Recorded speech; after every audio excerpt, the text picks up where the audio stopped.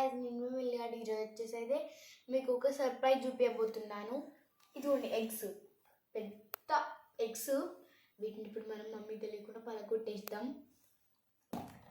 ఇవేంటి పలగట్లేదు, మరొకసారి ట్రై చేద్దాం. ఇంత గట్టిగా వేసినా పలగట్లేదండి గాయస్.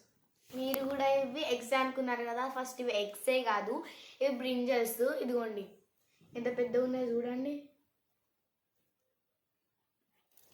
మీరు కూడా ఫస్ట్ టైం చూసినప్పుడు ఎగ్స్ అనుకున్నారు కదా, నేను కూడా అలానే అనుకున్నాను.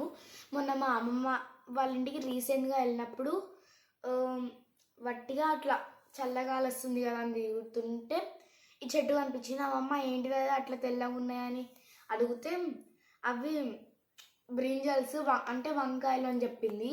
అప్పుడు ఇట్లా కూడా ఉంటాయి వంకాయలు అంటే, ఎందుకు ఉండవు అంది. సో మనము వెంటనే ఇంటికి తెచ్చేసుకున్నాము హన్మకొండకి. ఈ ఈ వంకాయ చూసారా గాయస్ ఎంత పెద్ద ఉందో. మనము వీటికి ఒక పేరు పెట్టాము, ఏంటిదంటే ఎగ్ వంకాయలు. ఎందుకంటే ఇవి అట్లనే ఉన్నాయి కదా గాయస్, ఒక సైడ్ చూస్తే ఎగ్, ఇంకో సైడ్ చూస్తేమో వంకాయ. Bye guys.